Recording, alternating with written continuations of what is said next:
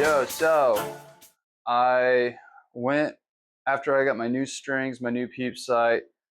I took out my smaller of the Bloodsport Gravedigger um, hybrid heads out, and I was shooting those. I knew like I had committed to using these smaller fletchings, these AAE Max shield cut fletchings on here, and they worked really well with my field tips. I had no reason to think that anything was going to go wrong when I threw on my broadheads. I had the larger version of this one on there, and it was just throwing them wild. So I figured, oh, okay, well, the blade was wider than the fletchings, so that's probably why I was throwing it wild.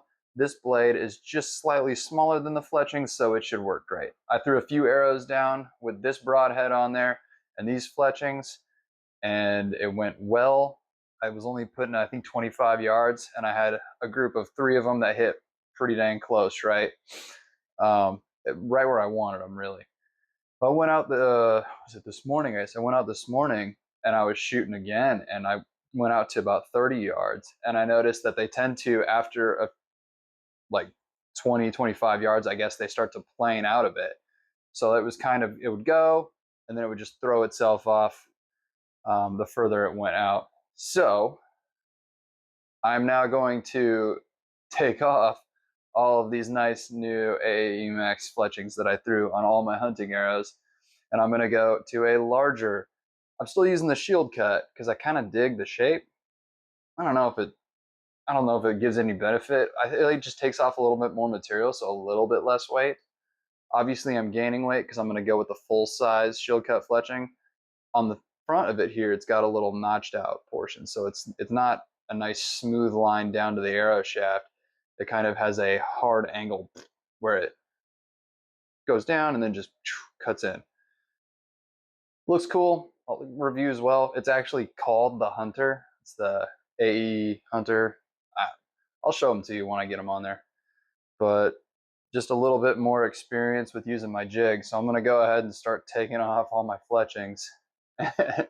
And then once those come in the mail, I get to redo everything. But I am expecting that will resolve all my issues with the flight consistency with my broadheads, and might even open up the possibility of me using the larger broadheads, the bigger version of these, for this season, which would be phenomenal because it's got a larger cutting surface. Larger cutting surface means even with a slightly less responsible shot, I can still get the kill.